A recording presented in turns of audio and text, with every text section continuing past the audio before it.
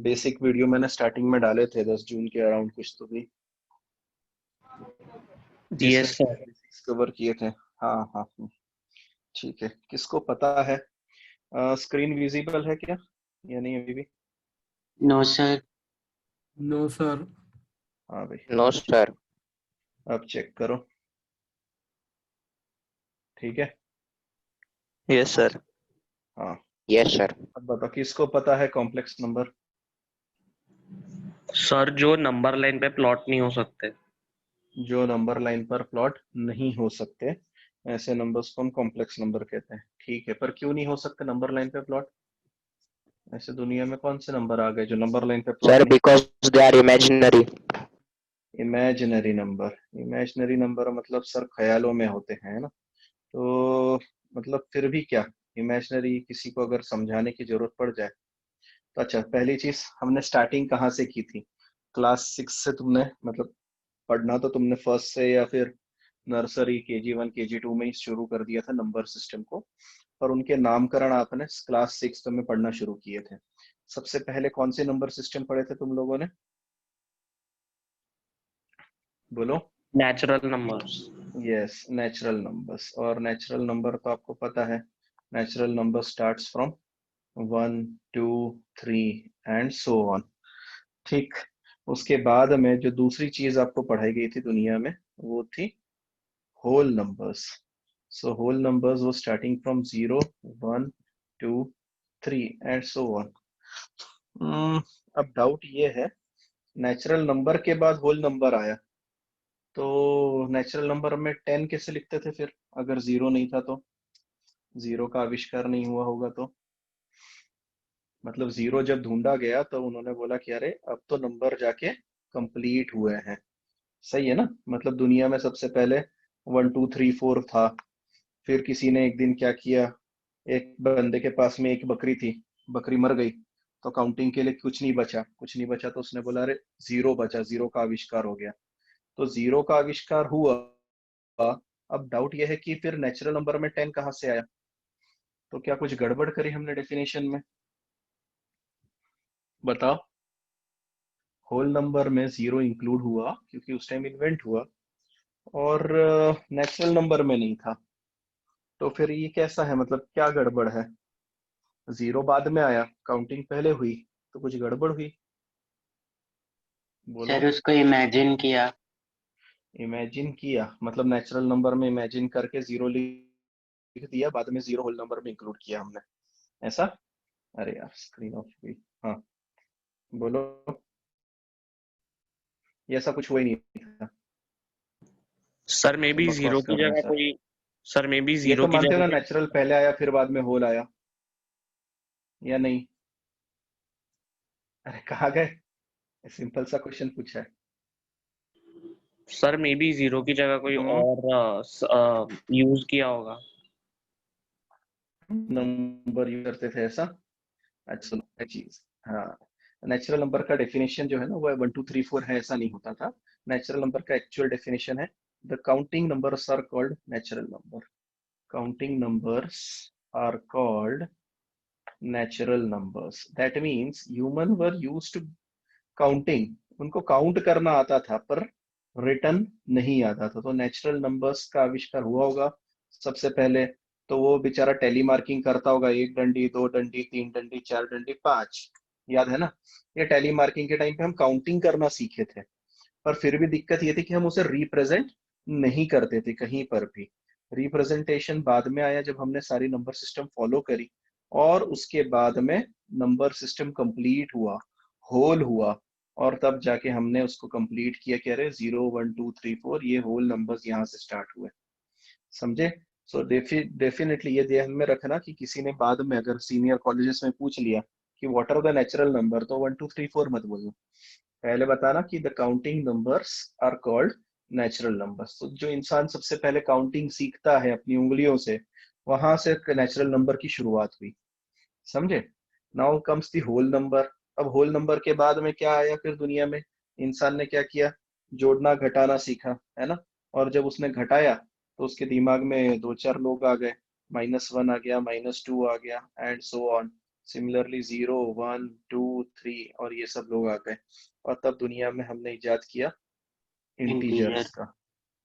फिर इंसान था, इंसान रुकने वाला थोड़ी ना है, एक्सपेरिमेंट करता है, जोड़ने घटाने के बाद में मल्टीप्लिकेशन और डिवाइड किया। जब डिवाइड किया तो 1/2 1/3 3/4 ऐसे कुछ नंबर्स मिले, उसने उसका नाम क्या दिया? रैशनल नंबर्स दिया। इनिशियली फ्रैक्शंस कहा गया था, बाद में हमने उसको रैशनल नंबर कहा गया। फ्रैक्शन और रैशनल नंबर में क्या फर्क हो सकता है? स्पेलिंग का है। फ्रैक्शन और रैशनल नंबर में क्या फर्क हो सकता है? या कोई फर्क नहीं है सर, सर मजाक कर रहे हो? हम्म। सर रैशनल नंबर फ्रैक्शन का सबसे स्मॉलेस्ट फॉर्म होता है। रैशनल नंबर फ्रैक्शन का स्मॉलेस्ट फॉर्म होता है, या फ्रैक्शन रैशनल नंबर का स्मॉलेस्ट फॉर्म होता है? बाकी लोग 80-90% वाले चलो बोलो।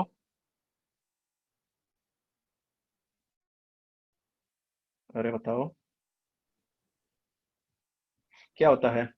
रौनक, मानस, अंजस, राज, बताओ रैशनल और फ्रैक्शन में कोई फर्क होता है या नहीं? सर कुछ नहीं होता, बकवास कर रहे हो आप। स्पेलिंग का फर्क होता है बस, और कुछ फर्क नहीं होता। हम्म। सर रैशनल मतलब पी बाय क्यू फॉर्म होना जरूरी है, पर फ्रैक्शन में हम जैसे 1/1 को 1 भी लिख सकते हैं, तो पी बाय क्यू जरूरी नहीं है। पी बाय क्यू जरूरी नहीं है। अच्छा, अगर मैं तुमसे कहूँ फ्रैक्शन, है ना, फ्रैक्शनल पार्ट, जैसे आज सवेरे हमने फ्रैक्शनल पार्ट फंक्शन किया, ये फ्रैक्शन से क्या दिमाग में आता है तुम्हारे? जो लोग मॉर्निंग के लेक्चर में थे उनको पता होगा, जब हमने फ्रैक्शनल पार्ट फंक्शन पढ़ा। सही है।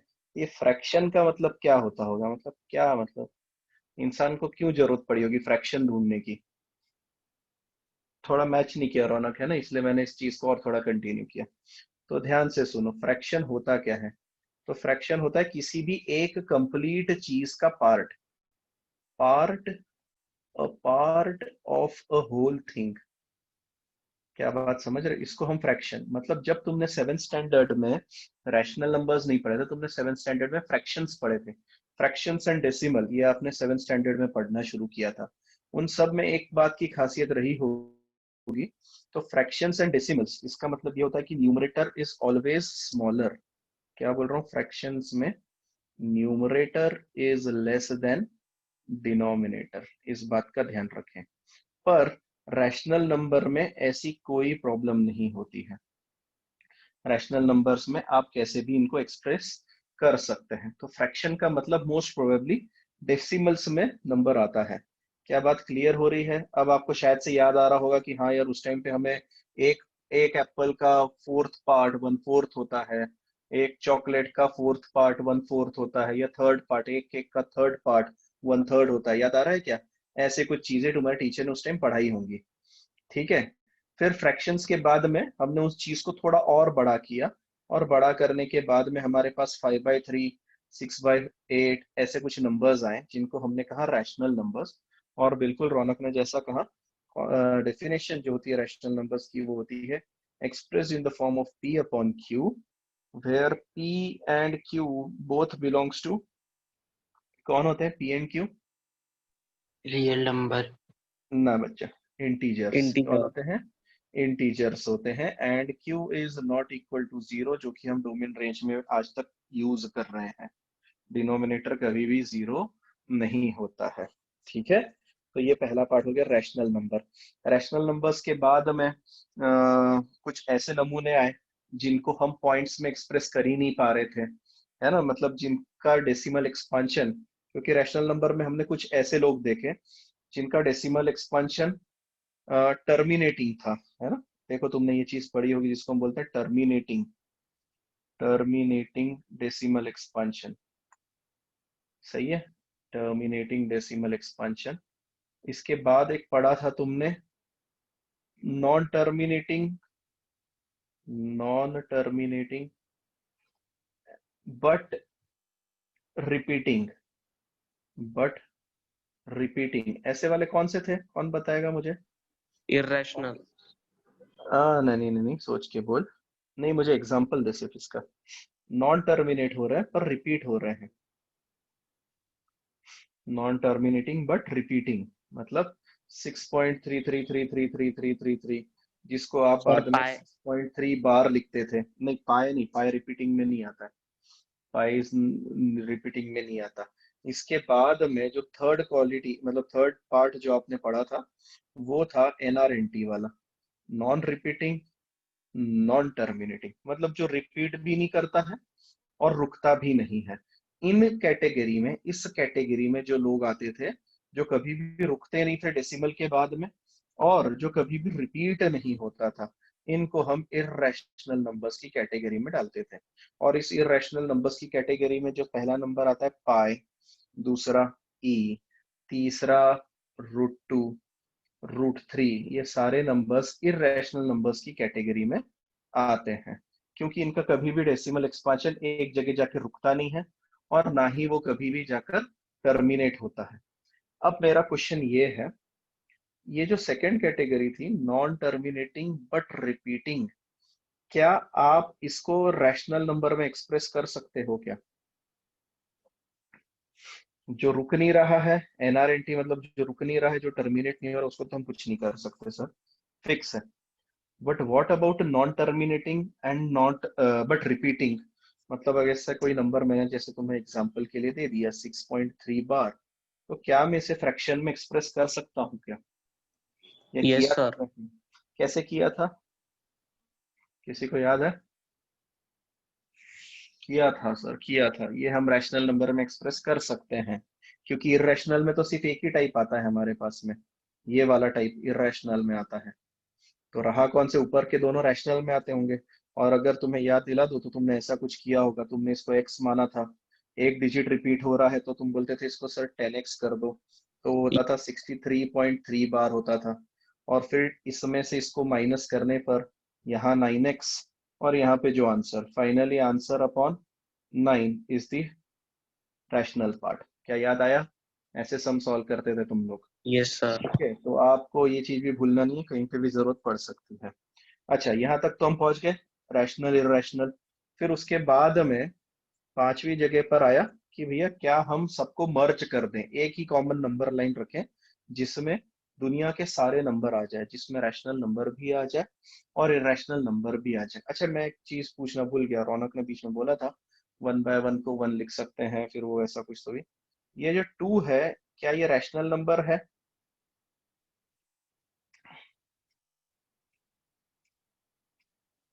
क्या 2 रैशनल नंबर है?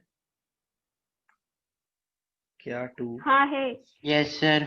है। Yes, है। it is. क्यों है? क्योंकि we two can upon express it in one. The form of P/Q, 2/1 लिख सकते हैं। पर क्या ये फ्रैक्शन है?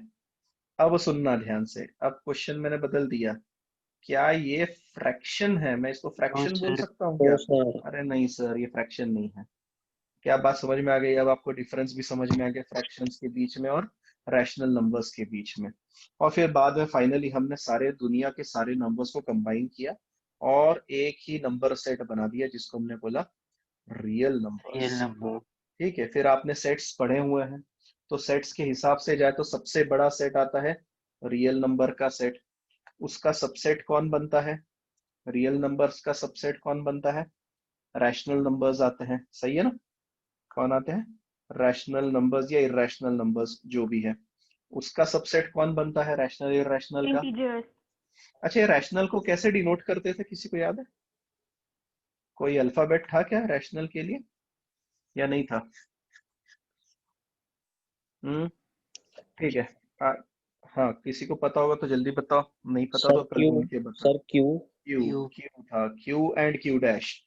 ठीक है, तो क्यू और Q dash, Q is for rational, Q dash is for irrational. और फिर इनका सबसेट आता था, कौन आता था? इंटीजर्स आते थे। इंटीजर्स का सबसेट, इंटीजर को हम डिनोट करते थे कैपिटल जेड से। इंटीजर का सबसेट कौन आता था? Whole numbers. और फाइनली होल नंबर का सबसेट आता है नेचुरल नंबर। मतलब अगर मैं गोले बनाऊं मस्त बड़े बड़े, तो सबसे बड़ा गोला बनेगा रियल नंबर का, उसके अंदर दो गोले बनेंगे, एक बनेगा क्यू का, एक बनेगा क्यू डैश का। क्यू के अंदर एक और गोला बनेगा सर जेड का, जेड के अंदर गोला बनेगा डब्ल्यू का, डब्ल्यू के अंदर गोला बनेगा नेचुरल नंबर्स का। इस तरीके से हम डायग्राम से भी उसको रिप्रेजेंट कर सकते हैं। ठीक, अब एक दिन क्या हुआ, फिर तुमने बहुत सारी चीजें पढ़ ली थी, फिर 9th 10th तक तुमने क्वाड्रेटिक इक्वेशन पढ़ लिया था। एक दिन एक बंदे का सामना हो गया इस इक्वेशन से, x² + 1 इज इक्वल टू 0, ऐसी एक क्वाड्रेटिक इक्वेशन उसके सामने आ गई। तो वो अटक गया, क्योंकि उसको उसका आंसर नहीं निकालते आ रहा था। क्योंकि उसने क्या किया, उसने जब भी इस चीज को उधर भेजा तो उसको मिला x² इज इक्वल टू -1, और यहाँ से गड़बड़ शुरू हो गई, क्योंकि square is always a positive quantity, और कोई भी पॉजिटिव, ये पॉजिटिव है स्क्वायर, और ये बंदा है नेगेटिव, तो क्या कभी कोई पॉजिटिव नेगेटिव के बराबर हो सकता है? सर पॉजिटिव नहीं हो सकता नेगेटिव के बराबर। तो यहाँ पर गड़बड़ हो गई। और बाकी आगे जाकर फिजिक्स में या स्पेस साइंसेस में भी कुछ ऐसी चीजें मिली जहां पर ऐसे ऐसे नमूने नंबर आना शुरू हो गए कि जब मैं इसका स्क्वायर रूट लूं तो दिक्कत आती थी कि अंडर रूट में -1 दिख जाता था। तो ऐसी चीजों को सॉल्व कैसे करें, और इस वजह से कहीं ना कहीं पर इन्वेंशंस में लिमिटेशंस आ गए, मतलब मैथमेटिकल कैलकुलेशंस में लिमिटेशंस आना शुरू हो गए। तो उन्होंने बोला यार ऐसी चीजों से तो हमें कुछ और करना चाहिए, और फिर उन्होंने क्या किया, इस रूट ऑफ -1 का नामकरण कर दिया, और इस रूट ऑफ -1 को उन्होंने कहा i. I means imaginary number. ये ग्रीक अल्फाबेट है, मैंने इसको कर्व दिया है, कर्व देने का बराबर रीजन है क्योंकि ग्रीक अल्फाबेट का आई लिखा रहता है। अगर आप नोटिस करोगे आपकी टेक्स्ट बुक में भी, तो आई इस तरीके से लिखा रहता है। आई मीन्स आयोटा, ये होता है ग्रीक अल्फाबेट आयोटा, जबकि उसका मतलब होता है इमेजिनरी नंबर। उसका मतलब होता है इमेजिनरी, कि भैया हमें पता है कि स्क्वायर रूट भी पॉजिटिव क्वांटिटी होती है, पर नेगेटिव का स्क्वायर रूट तो हम भी नहीं निकाल सकते हैं, इसीलिए हमने उसको इमेजिनरी के सेक्शन में डाल दिया है। तो यहाँ से दुनिया में एक और नई नंबर सिस्टम, एक नए नंबर सिस्टम का आगाज हुआ, जिसका नाम हमने रखा कॉम्प्लेक्स नंबर। क्योंकि कॉम्प्लेक्स नंबर दो लोगों से मिलकर बना हुआ था, रियल एंड इमेजिनरी। अब इसकी डेफिनेशन भी आप लिखते चलें, अगर साइड बाय साइड आपके पास नोटबुक होगी तो हेडिंग मस्त लगा के रखो कॉम्प्लेक्स नंबर, और उसमें लिखना the numbers which can be the numbers which can be expressed in the form of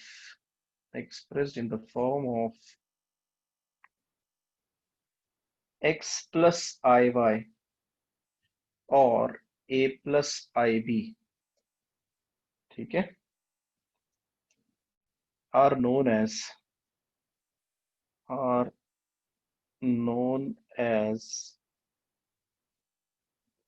complex numbers। ठीक, इट इज रिप्रेजेंटेड बाय, अब इसको रिप्रेजेंट कैसे करते हैं, it is represented by z, small z, उसको डंडी मारनी है बीच में, क्योंकि कैपिटल Z हम किसके लिए यूज करते हैं, कैपिटल Z इंटीजर्स के लिए यूज करते हैं। ठीक, तो इससे बात ध्यान में रखना, complex number z is equal to x plus iy, where x and y belongs to real number। लिख के रखो, यह हुई प्रॉपर डेफिनेशन एक कॉम्प्लेक्स नंबर की, कि कॉम्प्लेक्स नंबर होता क्या है। और आई थिंक सो आपके टेक्स्ट बुक में भी इनिशियल लेवल पे दिया होगा, ठीक है, वहां पे शायद से उसने a plus I B use किया, मैं अभी टेक्स्ट बुक में देख रहा हूँ, तो आप a प्लस आई बी भी लिख सकते हैं, कोई दिक्कत नहीं है। Where a and b both belongs to r, और दोनों जगह एक पॉइंट कॉमन है कि i की वैल्यू जो होती है वो हमेशा अंडर रूट ऑफ -1 होती है। ठीक, अच्छा, अब आगे चलते हैं। ठीक, अभी हमने जैसे कॉम्प्लेक्स नंबर लिखा, अब मैं x प्लस आई वाई से ही समझाऊंगा तुम्हें। कॉम्प्लेक्स नंबर लिखा मैंने x प्लस आई वाई, तो यहाँ पर दो पार्ट्स होते हैं, एक होता है रियल पार्ट और एक होता है इमेजिनरी पार्ट, दो नंबर से मिलकर बना हुआ है। So what is there in real part, real part को दिखाने का तरीका आर ई और ब्रैकेट में z, इमेजिनरी पार्ट को दिखाने का तरीका आई एम और जेड। रियल पार्ट में आता है x और इमेजिनरी पार्ट में आता है y। देखो मैंने इमेजिनरी पार्ट लिखते टाइम ध्यान रखना, मैंने कहीं पर भी आई वाई नहीं लिखा है, मैंने सिर्फ y लिखा है। हमें पता है कि y के साथ में जो भी आएगा वो प्राणी क्या रहेगा, आय रहेगा। इस बात का आप ध्यान रखेंगे। ओके, इसका मतलब अगर मैंने कल एग्जांपल में लगा दिया 2 + 3 आए तो रियल पार्ट कितना हुआ 2 और इमेजिनरी, हाँ, और इमेजिनरी कितना हुआ 3 2 3। इजी। अच्छा, एक और सम लगाता हूं। यहाँ पर अगर मैंने लिखा 4i या -4i तो रियल पार्ट कितना हुआ, रियल पार्ट है क्या यहाँ पर 0 0। इसको हम 0 - 4i लिख सकते हैं, so it will be 0 and other will be imaginary part. Imaginary part आएगा हमारा -4 और -4 या -4i, जैसा भी आप कहना चाहो, कोई दिक्कत नहीं है, पर ध्यान में रखना है आपको रियल पार्ट और इमेजिनरी पार्ट। ठीक, ओके। नेक्स्ट क्या है, अगर मैंने कभी लगा दिया z = उठा लेते हैं अपन 5, तो इसका रियल पार्ट कितना आ गया 5 5 आ गया, और इसका इमेजिनरी पार्ट क्या आ गया 0 0 आ गया। ठीक, तो अब ध्यान रखना, यहां से दो लोगों का और आविष्कार हो गया। तो पहला नंबर आता है प्योरली रियल नंबर और दूसरा नंबर आता है प्योरली इमेजिनरी नंबर। ठीक, मतलब सर क्या, तो प्योरली रियल नंबर में इमेजिनरी पार्ट जो होता है वो 0 होता है, और प्योरली इमेजिनरी में रियल पार्ट, अरे रुको रुको रुको, हाँ रियल पार्ट 0 होता है, सही है, रियल पार्ट 0 होता है। तो अब यहाँ पे देखो, जैसे कि मैंने ये वाला एग्जांपल लिया था, यहाँ पर इमेजिनरी पार्ट कैसा था 0 था, तो ये नंबर कैसा दिखा आपको प्योरली रियल नंबर दिखा। रियल नंबर और अगर ये वाला क्वेश्चन उठाएंगे तो ये हमको दिखा प्योरली इमेजिनरी इमेजिनरी नंबर दिखा। ठीक है, तो ये कंप्लीट हुआ। मतलब कॉम्प्लेक्स नंबर सबसे बड़ा कौन नंबर सिस्टम में अगर हम बात करेंगे तो सबसे बड़ा होता है कॉम्प्लेक्स नंबर्स। कॉम्प्लेक्स नंबर के दो बेटे कौन से बताओ, बनाया हुआ है अपन ने चार्ट पहले भी। एक होता है रियल और दूसरा होता है इमेजिनरी। इमेजिनरी को कुछ भी नहीं हुआ, इमेजिनरी x + i y या कॉम्प्लेक्स नंबर के फॉर्मेट में दिखता है, और फिर रियल नंबर्स में आगे बाकी की चीजें आती हैं। ठीक, तो जैसे कि रियल नंबर में फिर आगे कौन कौन दिखता है तुम्हें, जल्दी जल्दी बताना। क्यू, क्यू डैश दिखता है, और क्यू के अंदर फिर आपको दिखते हैं तीन लोग, इंटीजर कौन से, हाँ इंटीजर, जेड दिखता है, डब्ल्यू होल दिखता है नंबर्स W और नेचुरल एन नंबर दिखता है। बेहतरीन, इस तरीके से हमारी पूरी नंबर लाइन कंप्लीट हो गई, एक ट्री डायग्राम में समझ में आ गई आपको कौन किससे रिप्रेजेंट करते हैं, आपको सारी चीजें पता है। अब थोड़ा थोड़ा और आगे बढ़ते हैं। आपको समझ में आ गया है कि कॉम्प्लेक्स नंबर कैसा होता है। कॉम्प्लेक्स नंबर के दोनों पार्ट मैंने एक्सप्लेन कर दिए, रियल और इमेजिनरी। प्योरली रियल कौन होता है, प्योरली इमेजिनरी कौन होता है। अब आते हैं इक्वलिटी पे, है ना, सबसे इंपॉर्टेंट पॉइंट। अब हम ऑपरेशंस पे जाना शुरू करेंगे, मतलब addition, subtraction, equality, multiplication, division, इसके पास जाएंगे। तो सबसे पहले आते हैं इक्वलिटी पे। इक्वलिटी का मतलब कि दो दो कॉम्प्लेक्स नंबर्स इक्वल कब होते हैं। मतलब अगर मैंने कल कहा एक नंबर है x + i y और दूसरा नंबर है a + ib, ये दोनों कॉम्प्लेक्स नंबर बराबर बराबर है, तो ये बराबर बराबर तभी होते हैं जब x = a होता है and at the same time y की वैल्यू b के बराबर होती है, वरना नहीं होता। मतलब एक एग्जांपल उठा रहा हूं, यहाँ पर मैंने लिख दिया x + i y = 3 + 4i, तो इसका मतलब x की वैल्यू कितनी हो गई, x की वैल्यू 3 और y की वैल्यू, 4 समझ गए। तो कोई भी कॉम्प्लेक्स नंबर अगर इक्वल है तो its real parts get compared to real part and imaginary gets compared to imaginary part. इस बात का आप ध्यान रखेंगे। और ये आपकी टेक्स्ट बुक में भी मेंशन्ड है, कौन से पेज नंबर पे मुझे नहीं पता है। एक बार साइड में टेक्स्ट बुक खुली है क्या किसी की? तो देखते Yes, चलो, sir. शायद सेकंड पेज पे इक्वलिटी ऑफ कॉम्प्लेक्स नंबर दिया होगा, और वहां पर उसने एक दो क्वेश्चंस लगाए, हम बाद में देखेंगे क्वेश्चंस को। उसके बाद में आता है सेकंड पार्ट, उसको हम बोलते हैं कॉन्जुगेट। नेक्स्ट पार्ट आता है कॉन्जुगेट ऑफ कॉम्प्लेक्स नंबर। किसी को पता है कॉन्जुगेट के बारे में? अगर कोई कॉम्प्लेक्स नंबर है x प्लस आई वाई, तो उसका जो कॉन्जुगेट होता है उसको मैं z बार से डिनोट करता हूं, और वो आता है x माइनस आई वाई। ठीक, तो बस आपको करना क्या है, किसी भी नंबर का कॉन्जुगेट, कॉम्प्लेक्स नंबर का कॉन्जुगेट जब आप निकालते हो तो उसके इमेजिनरी, ध्यान से सुनना क्या बता रहा हूं, उसके इमेजिनरी पार्ट का साइन बदलना है। उसके इमेजिनरी पार्ट का साइन बदलना है, रियल पार्ट का साइन नहीं बदलना है, ध्यान रखना है। तो एग्जांपल्स उठाते हैं सर। पहला number z is equal to 3 plus 4i, तो z बार कितना आएगा जल्दी बताना? 3 minus 4i. 3 minus 4i। दूसरा नंबर उठा रहा हूँ, z is equal to 5i minus 3, तो z बार कितना आएगा? minus Minus 5i 5i minus plus 3. minus Minus 3. 5i minus 3. Minus 3, बेहतरीन। मतलब मैंने बस उसको उल्टा कर दिया, क्वेश्चन कुछ इस तरीके से था, आपको भी 5i का साइन चेंज करना था, सही है। अगर मैंने कभी ऐसा दे दिया सिर्फ 3, तो इसका z 3. बार 3. 3 आएगा, क्योंकि इमेजिनरी पार्ट है ही नहीं सर, हमने साइन नहीं बदला, आपने जैसा बोला हम वैसे ही करेंगे। अगर मैंने इधर लिख दिया माइनस 5i, तो z बार कितना आएगा? Plus 5i. Plus plus 5i। 5i. तो अब तुम्हारे दिमाग में उतर गया क्या चीजें बता रहा हूँ, ठीक है। और i की वैल्यू क्या होती है, मैं भूल गया, वापस से बताना कोई। -1. माइनस Root वन होती minus है i की 1. वैल्यू, हाँ, under root of Minus minus 1. One, under root of minus 1 होता है। मतलब क्यों सर, ऐसा क्यों, आप सिर्फ अंडर रूट ऑफ माइनस 1 को आई क्यों ले रहे हो? दुनिया में बहुत सारे कॉम्प्लेक्स नंबर आते होंगे। मैंने बोला हाँ होते हैं। अब सुनो, अगर कल परसों ऐसा आ गया अंडर रूट में -4, ठीक है, तो आपको पता है कि नेगेटिव का स्क्वायर रूट नहीं निकलता, पर क्या आप मानते हो कि हम इस रूट -4 को 4 इंटू -1 लिख सकते हैं?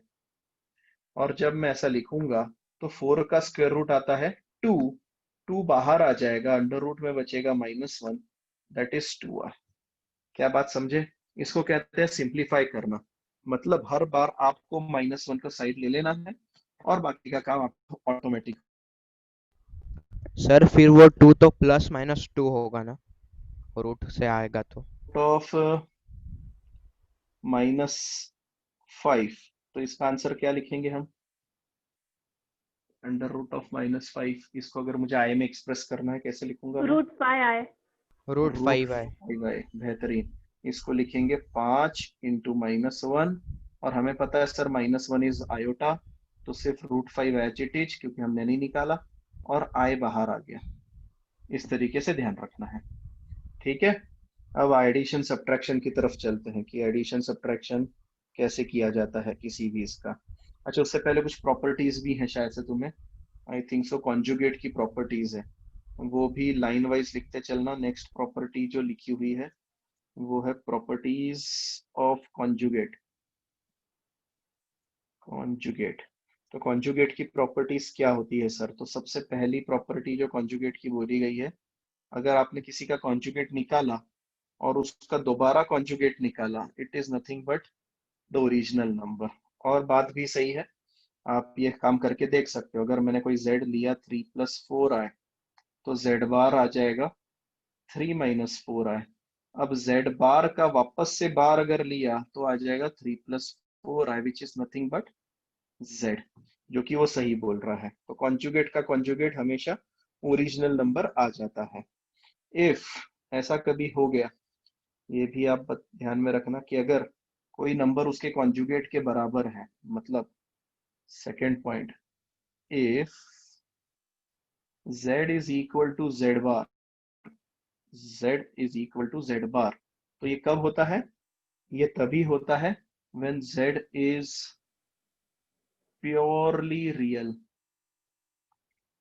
जब z प्योरली रियल होगा तभी ऐसी चीज हो सकती है, वरना नहीं हो सकती।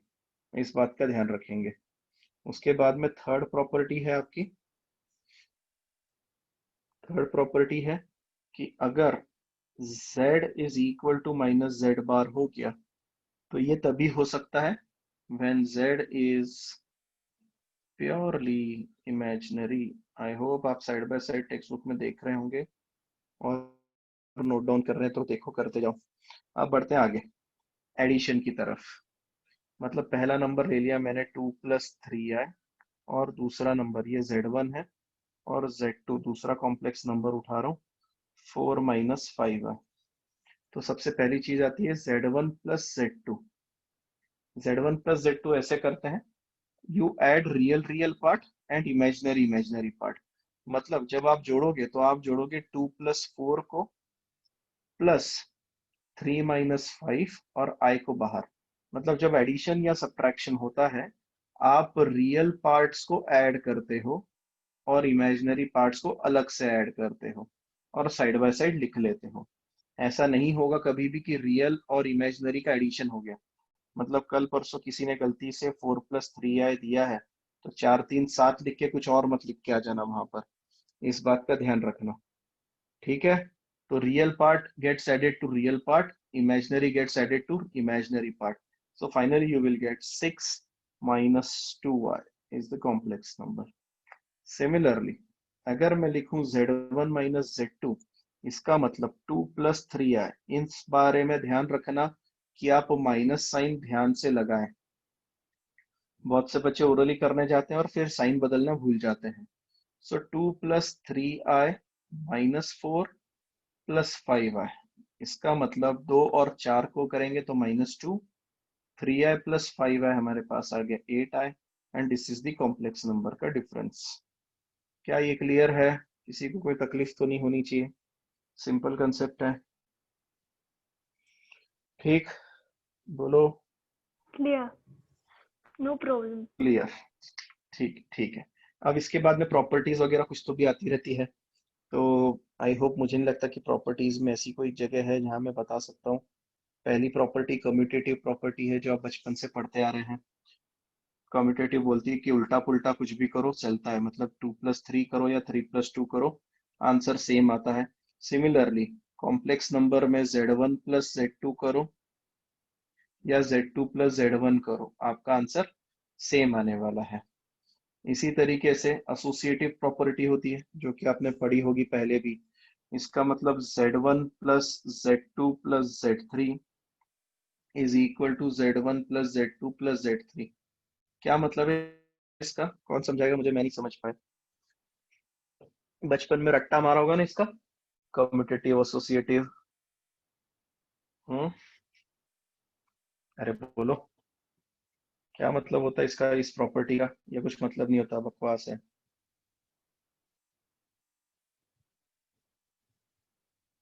अरे कल तुम्हारे गली के किसी छोटे लड़के ने पूछ लिया कम्यूटेटिव और एसोसिएटिव क्या होता है, तो बताते आना चाहिए ना। सर कौन वो बताएगा? पहले ब्रैकेट को सॉल्व करेंगे और उसके बाद बाकी का। बेहतरीन। इसका मतलब होता है राइट लेफ्ट हैंड साइड में हम बात कर रहे हैं कि आप पिछले वाले दो को जोड़ो, उसके बाद पहला वाला जोड़ो, या फिर आप पहले दो को जोड़ो और फिर तीसरे वाले को जोड़ो। It's one and the same thing. That means order मायने नहीं रखता है। Order is not important in addition. ठीक है, आप जैसे मर्जी चाहे जोड़ सकते हो, पहले पीछे वालों को जोड़ो फिर आगे वाला जोड़ो, या आगे वाले को जोड़कर फिर पीछे वाला जोड़ो। It's one and the same thing. अच्छा, क्या ये सारी चीजें डिफरेंस में भी वर्क करेंगी या नहीं करेंगी? क्या डिफरेंस नहीं कम्यूटेटिव करेंगी, और नहीं करेंगी, है ना? नहीं तो करेंगी। डिफरेंस कम्यूटेटिव भी नहीं होता है और डिफरेंस एसोसिएटिव भी नहीं होता है, दोनों का ध्यान रखेंगे। अच्छा, नेक्स्ट प्रॉपर्टी क्या है हमारे पास में? नेक्स्ट है आइडेंटिटी प्रॉपर्टी। आइडेंटिटी प्रॉपर्टी और ठीक है, बकवास है, मैं उसके ऊपर नहीं जाऊंगा। फोर्थ प्रॉपर्टी, फोर्थ वहां पर बुक में दी हुई है z + z बार। ठीक है, और उसने बोला 2 टाइम्स रियल पार्ट, क्या बोल रहा है, 2 times real part of z। चलिए वेरीफाई करने के लिए बोला है, हमारे पास क्या काम धंधे, हम वेरीफाई करेंगे। तो एक नंबर उठाते हैं, z उठाते हैं 3 - 4i वाला, तो z बार उसका आएगा 3 + 4i, और हमें क्या बोल रहा है, इन दोनों को जोड़ना है। तो चलिए जोड़ते हैं, z + z bar is equal to real gets added to real, that means 6, imaginary gets added to imaginary, तो 4i - 4i 0 हो गया। Finally you got z + z bar is equal to 6। ठीक है, इसका मतलब क्या तुम्हें लग रहा है कि ये 2 टाइम्स रियल पार्ट, चेक करो, यस सर। रियल पार्ट, हाँ सर आ गया है। रियल पार्ट हमारा 3 था, उसका 2 टाइम्स करने पर हमें आंसर मिल गया, तो हमने वेरीफाई कर लिया है। आप एग्जाम्पल से कर सकते हो वेरीफाई, या फिर आप ऐसे भी कर सकते थे, z is equal to a + ib, z bar is equal to a - ib, और उससे भी आप वेरीफाई कर सकते हो, इट्स इम्पोर्टेंट नहीं है इतना। नेक्स्ट लास्ट प्रॉपर्टी क्या बोल रहा है हमारे पास में, फिफ्थ प्रॉपर्टी कुछ दे रहा है, क्या दी है उसने, z + z1 + z2 का conjugate, whole conjugate is nothing but z1 conjugate + z2 conjugate. ये कहीं पे देखा हुआ है मैं ग्रेटेस्ट इंटीजर फंक्शन में शायद से, सबका एक डब्बा तो दोनों का अलग अलग डब्बा लगा यस देते हैं, सर। याद है ना, उसी तरीके से। तो z1 + z2 का कॉन्जुगेट एक साथ करो, मतलब आप z1 और z2 को ऐड करो, उसका कॉन्जुगेट निकालो, या फिर दोनों का अलग अलग कॉन्जुगेट निकाल कर फिर जोड़ो, it's one and the same thing. हम इसको बाद में कहीं ना कहीं पे वेरीफाई कर लेंगे। नेक्स्ट है स्केलर मल्टीप्लिकेशन सब्ट्रैक्शन, मैं आपको बता चुका हूँ सब्ट्रैक्शन सर की सेम फॉर प्रॉपर्टीज। डिफरेंस। हाँ, डिफरेंस के लिए अलग है ना, डिफरेंस के लिए दो प्रॉपर्टीज चेंज हो जाती है। तो डिफरेंस के लिए प्रॉपर्टी चेंज हो जाती है कि z - z बार अगर है तो वो 2 टाइम्स इमेजिनरी पार्ट आ जाता है, जैसे इस टाइम 2 टाइम्स रियल पार्ट आया था ना हमारा, तो ये आ जाता है पहला, और दूसरा भी आ जाता है। हाँ, डिफरेंस के लिए ये वाला पूछ रहा था कि तू, z1 - z2 का होल कॉन्जुगेट, हाँ ये वैसे हाँ ही सर, आएगा। मतलब फोर्थ और फिफ्थ हाँ दोनों के लिए पूछ रहा था। हाँ, तो फोर्थ वाला डिफरेंस के लिए थोड़ा चेंज हो जाता है, इमेजिनरी आ जाता है। फिफ्थ वाला one and the same thing है, आप दोनों का अलग अलग कॉन्जुगेट निकाल के सब्ट्रैक्ट करो, it's one and the same thing. तो ये मेंशन करके रखो, वैसे टेक्स्ट बुक में है, आप देख सकते हो। अब बात करते हैं हम मल्टीप्लिकेशन की, तो एक नंबर में उठाता हूँ z1 2 + 3i, और z2 उठाता हूँ 4 - 5i।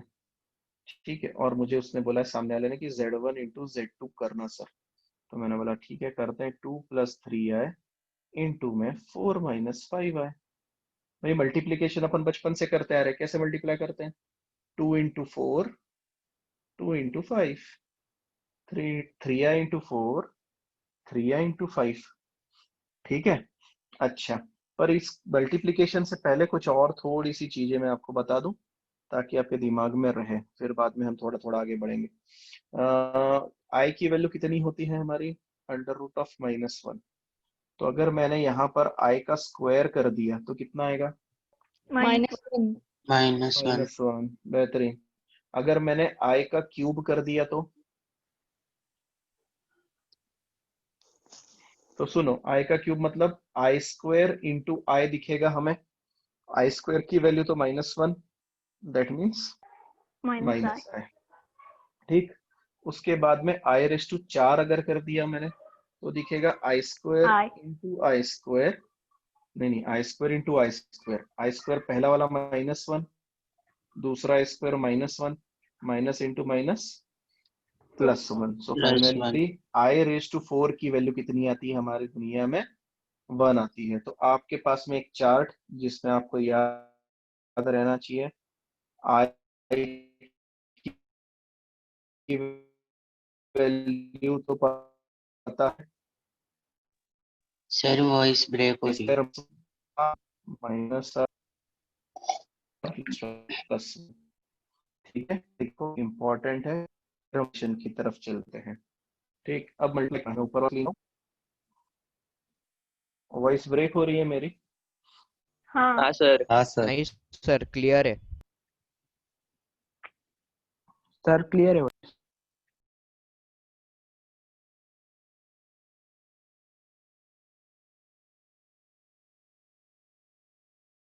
बताई थी, आई की वैल्यू -1, ठीक है, उसके बाद में आई स्क्वायर की वैल्यू, फिर आई क्यूब की वैल्यू और आई रेस टू 4 की वैल्यू। अब ये आई रेस टू 4 की वैल्यू हमें बाद में बहुत काम आने वाली है, कैसे आएगी वो बाद में चेकआउट करते हैं, आगे बढ़ते हैं। मल्टीप्लिकेशन करना बाकी है, कौन कौन मदद कर रहा है मेरी, जल्दी जल्दी बताना।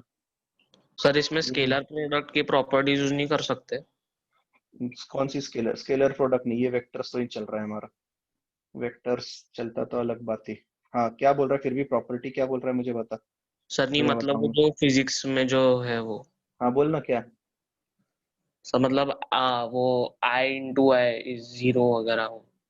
नहीं नहीं नहीं, अरे भैया सुने, I is a unit vector है ना, कृपया करके ना दोनों को मर्ज ना करें। I cap is sir unit vector, सुनो ध्यान ध्यान से सुनो। यूनिट वेक्टर का मतलब ये होता है कि आप हर बार एक्स एक्सिस और वाई एक्सिस की डायरेक्शन नहीं शो कर सकते, आप हर बार एक्स एक्सिस वाई एक्सिस की डायरेक्शन नहीं शो कर सकते। तो जब मैं बोलता हूं 2i, इसका मतलब है ये एक्स डायरेक्शन में 2 मैग्नीट्यूड पर गया है, मतलब ये जो दूरी है इसने कवर की हुई है, अगर ये वेक्टर OA है तो ये 2 मैग्नीट्यूड का, मतलब 2 सेंटीमीटर का, ऐसा मैं मान के चल रहा हूँ, अभी मैंने मैग्नीट्यूड सेंटीमीटर में लिया है। पर जब मैं आई बोलता हूं, इसका मतलब ये होता है कि ये भैया एक्स की डायरेक्शन में है। क्या बात समझ रहे हो, ये डायरेक्शन के लिए होता है, क्या बात समझ में आ रही है, ये डायरेक्शन वाला आई है, इसका मैग्नीट्यूड 1 होता है, मतलब ये 1 सेंटीमीटर का होता है।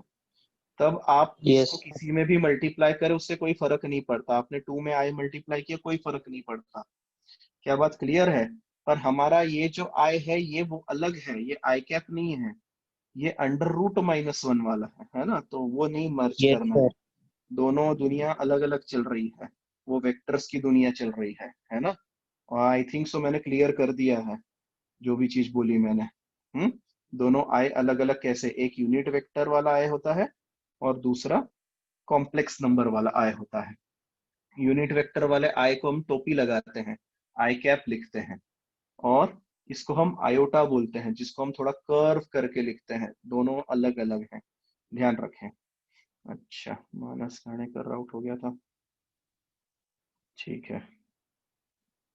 अब देखो कहाँ पे था मैं, मल्टीप्लाई करना था, चलिए मल्टीप्लाई करने में मदद करो मुझे। सबसे पहले 2 मल्टीप्लाई होगा 4 में, कितना आएगा 8, फिर 2 मल्टीप्लाई होगा 5 में, -10i, 3 मल्टीप्लाई होगा 4 में, so you will get 12i, Well, I और लास्ट ध्यान से देखो, plus into -15 I minus, square. -15 I square, और आई स्क्वायर की वैल्यू कितनी बताई हमने, देखो -1, -1 -1, दैट मीन्स 8। इन 8 दोनों को जोड़ दें अपन, आया वालों को, यस आया सर, वालों yes sir. -2I plus -2i, अरे प्लस ना, प्लस माइनस 2 आई plus सर, +2 आई, +2i माइनस +15, हो गया।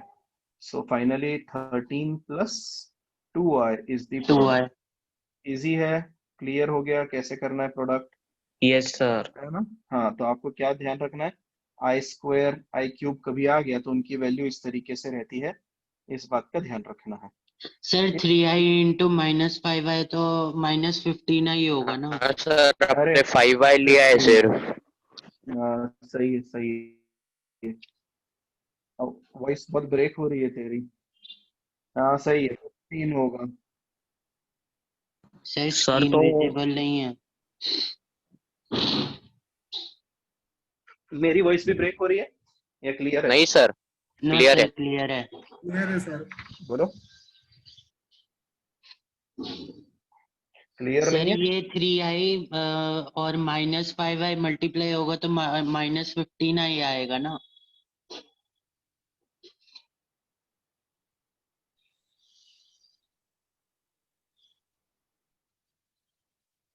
अब बताओ क्लियर है आवाज? हाँ जो तुमने बोला था वो सही है, यहाँ पर आ जाएगा +23। +15। फाइनल आंसर कितना रहे, 8 था ना इधर, अरे हाँ मैं तो भूल गया था, रुको रुको रुको, मैं 15 इधर लिख रहा हूँ, कितना हुआ था हमारा 23, 23 3 + + 2i। 2 है फाइनल आंसर, सही है, ठीक है। आगे क्या बताओ, एक और क्वेश्चन उठाते हैं, मल्टीप्लिकेशन करके बताओ। अगर मैंने कल तुमको दे दिया, ध्यान से सुनना, 2 - 3i का होल स्क्वायर, तो मुझे जल्दी करके बताओ, तुम्हारे हवाले कर रहा हूँ।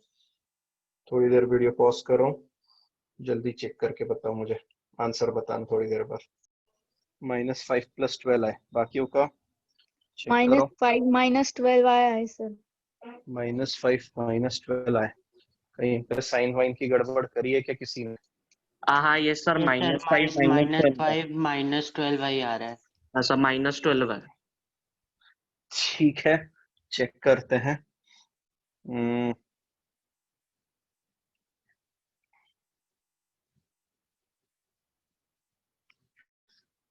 हाँ भाई, क्या नंबर दिया था मैंने तुम्हें? 2 - 3i का 3i स्क्वायर। का स्क्वायर। ठीक है, तो हमें तो फॉर्मूला पता है पहले से। फॉर्मूला होता है a² -2ab और +b², सही है ना, +b²। या फिर तुमने साइड बाय साइड लेके मल्टीप्लाई किया सबने, इंटेलिजेंट्स ने? नहीं नहीं, फॉर्मूला यूज किया। फॉर्मूला यूज किया, फॉर्मूला बेहतरीन। यूज। चलिए, 4 यहाँ पर आपका आया +12i, और ये आपका आया -9। क्या मैंने सही बोला?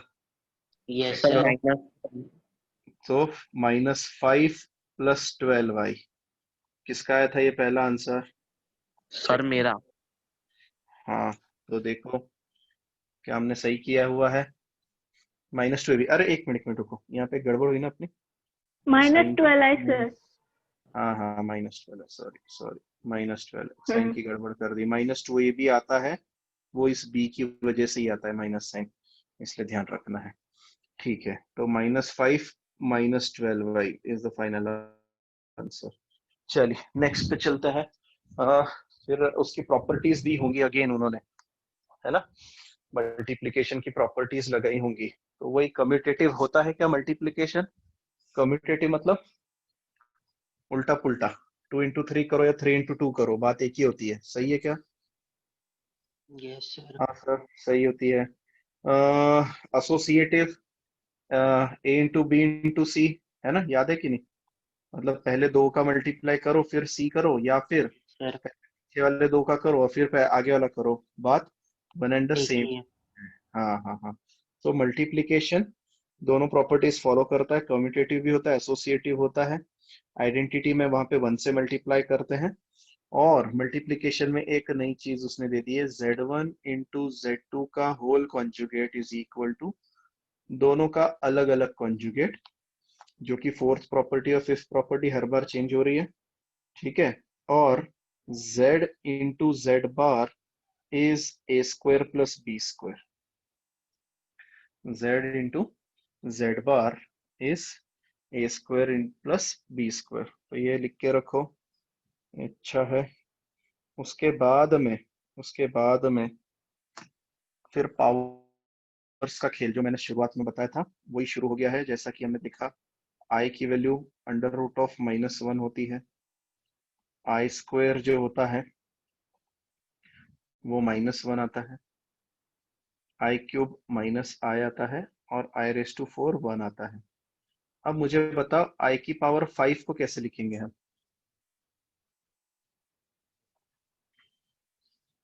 I देखो, है ना, सोचते हैं अपन, i लिखेंगे, सब बोल रही है, चेक करते हैं।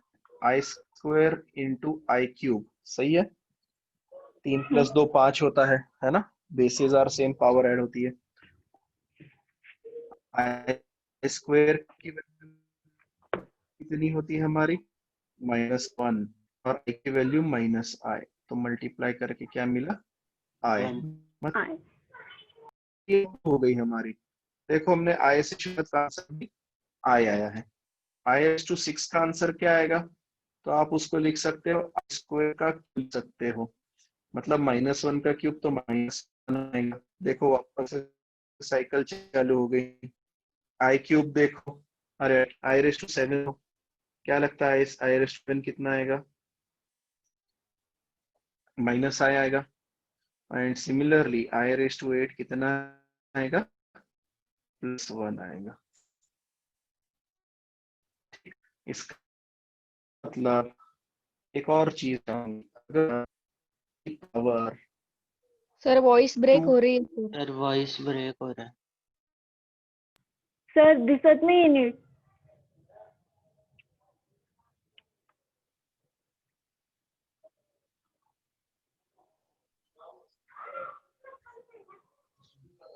आवाज आ रही है?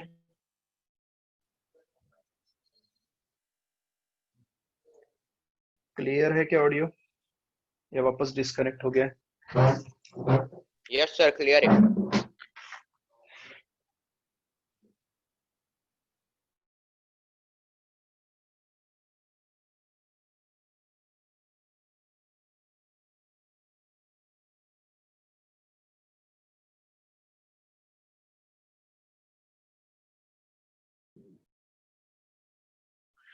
तो हम बात कर रहे थे आई रेस टू 8 की वैल्यू +1 आती है। इसका मतलब एक चीज आपको हर बार ध्यान में रखनी है।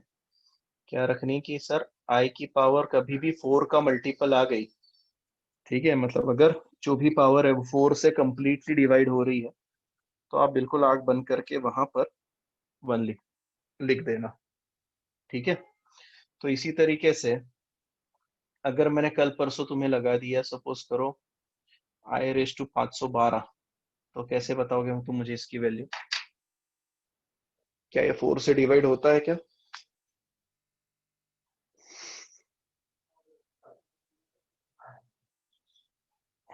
चेक करो यस सर. कैसे, कितने से डिवाइड होता है? 4 से कितनी बार डिवाइड होता है? 128. 128 टाइम्स। तो मतलब मैं लिखूंगा आई रेस टू 4 और उसकी पावर 128, क्योंकि जब मैं 128 इंटू 4 करूंगा मुझे वापस से 512 मिलेगा, और मुझे पता है आई रेस टू 4 तो 1 होता है, मतलब 1 की power 128, finally you will get 1। क्या बात समझ गए? तो आप इस तरीके से बहुत से कॉम्प्लेक्स नंबर्स को सिंप्लीफाई कर सकते हो। बस आपको 4 से जितना मैक्सिमम हो सके मल्टीप्लाई करके निकलवा लेना है उसका, ठीक। आई होप समझ में आ गया होगा क्या बता रहा हूँ। Yes question sir. है क्या? अभी नेक्स्ट क्या है? अभी एक्सरसाइज दी हुई है क्या? मैं टेक्स्ट बुक यार मैंने खोली नहीं है, इसलिए बीच बीच में सिर्फ ई बुक खोलना पड़ रहा है उसके। नेक्स्ट क्या दिया है? प्रॉपर्टी बोलो। Power of i. Power of i, यही तो पढ़ा हमने, पावर ऑफ आई यही था जो सर हमने पढ़ा डिवीजन अभी। दिया है. डिवीजन, हाँ ठीक है, डिवीजन देख लेते हैं अब हम। तो डिवीजन कैसे करते हैं सर? कोई नहीं, एक Z1 उठाते हैं हम, 2 + 3 है, और दूसरा Z2 उठाते हैं, 3 - 4 है, और किसी ने बोला Z1/Z2 करके बताएं सर, ठीक। सो 2 + 3i/3 - 4i, इस तरीके से। ये एक्चुअल में डिवाइड नहीं होता है, आपको डिवीजन के टाइम पे सिंप्लीफाई करना रहता है। और हम क्या करते हैं, हम डिनोमिनेटर, ध्यान से, डिनोमिनेटर के कॉन्जुगेट से मल्टीप्लाई एंड डिवाइड करते हैं, मल्टीप्लाई एंड डिवाइड करते हैं। ध्यान में रहेगा, क्या करेंगे? कॉन्जुगेट के डिनोमिनेटर के कॉन्जुगेट से मल्टीप्लाई और डिवाइड करते हैं। मतलब सर क्या? तो मतलब 3 + 4i/3 + 4i करते हैं, ठीक। इसका मतलब हमें मिलेगा Z1/Z2। ऊपर तो हमें प्रोडक्ट करना पड़ेगा, ऊपर का प्रोडक्ट करोगे, नीचे बताओ क्या होगा? डायरेक्ट आंसर अगर बता सकते हो तो। ए हमने स्क्वायर अभी इसकी माइनस बी. प्रॉपर्टी, हाँ, A² - B² है, A² + B²। अभी प्रॉपर्टी पढ़ी देखो हमने कॉन्जुगेट्स की। अच्छा प्लस बी स्क्वायर. हाँ, कॉन्जुगेट में अपना सॉरी कॉम्प्लेक्स नंबर्स में जब कॉन्जुगेट्स मल्टीप्लाई होते हैं तो A² - B² नहीं, A² + B² हो जाता है। सही है, ये प्रॉपर्टी हमने अभी पढ़ी है। तो मैं यहाँ पर क्या लिखूंगा? सीधे सीधे डिनोमिनेटर में 9 + 16, ऊपर का मल्टीप्लीकेशन तो हम करेंगे, और हो गया सिंप्लीफिकेशन, हमने उसको डिवाइड करवा दिया। क्या बात समझ में आ गई? डिवीजन कैसे करना है, सिंप्लीफाई करना है, बस और कुछ नहीं करना है, ठीक। कुछ प्रॉपर्टीज डिवीजन की दी होगी, दी हुई है। मुझे इतनी कोई खास नहीं लग रही है, इसलिए मैं उसके ऊपर डिस्कस नहीं कर रहा हूँ। अब कितना टाइम हो गया तुम्हारा लेक्चर का? हो गया, 5 बज गया है, मेरे हिसाब से सफिशिएंट है। कल हम एक्सरसाइज सॉल्विंग करना शुरू करेंगे, ठीक है? कुछ होमवर्क दूं, क्या आप कर पाएंगे? बताओ मुझे। हाँ यस दे दो। सर। यस। मतलब जैसे कि मैं एग्जांपल ले रहा हूँ, एक्सरसाइज 1.1 का पहला वाला क्वेश्चन, अंडर रूट -16 लिखा है, तो आप क्या लिखोगे इसको? 16 इंटू -1 लिखोगे। 16 का स्क्वायर रूट आपके सामने क्या आने वाला है? 4। 4 4 और आए। 4i आ जाएगा, है ना? तो जैसे कि अगर पहला क्वेश्चन, अगर आज जिनको पता नहीं है, टेक्स्ट बुक में दिया है इस तरीके से, -16, 3 under root -25 plus under root -36 and minus of under root -625। तो आपको कुछ नहीं करना है, जैसे इसका आंसर आएगा 4i, इसका 25 का स्क्वायर रूट कितना आएगा? 5, 5 बाहर 5। आएगा तो 15 और रूट में -1 मतलब i। 36 का स्क्वायर रूट 6 आएगा और 6। रूट i मतलब ये आए, 25। बिल्कुल। 25 और आए। दूसरा वाला प्लस 25 625 वाला है ना, 25, तो माइनस माइनस 25 आए। 25 आए। हो गया इस तरीके से। अच्छा, क्या हम इनका एडिशन सब्ट्रैक्शन कर सकते हैं? हाँ सर, कर सकते हैं। तो सबको जोड़ो और घटाओ, ठीक है, और आंसर लो। देखो 6 4 10, 10 और 15 25, 25 में से 25 0। गया, अरे तो 0 आ गया। क्या बात समझ में आई? इतना सिंपल क्वेश्चन कर सकते हो यस कि नहीं सर। कर सकते हो? उसी तरीके से क्वेश्चन नंबर 2 में कॉन्जुगेट लिखना है, पर क्वेश्चन नंबर 2 का 2 अगर देख रहे हो तो वो कुछ गड़बड़ दिया है, उसमें लिखा है 3 माइनस, मतलब क्वेश्चन ढंग से प्रिंट नहीं है। आप उसको एक तो स्किप कर दो, नहीं तो पीछे दिए गए आंसर पे से आप जज कर पाएंगे कि एक्चुअल में क्या दिया हुआ है, ठीक है? इस बात के ऊपर ध्यान रखेंगे।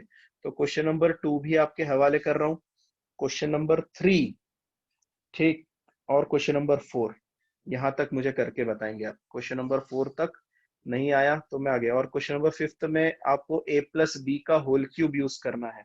क्या आपके पास फॉर्मूला है a प्लस बी का होल क्यूब? क्या मैंने बताया था शुरुआत में? बोलो। अरे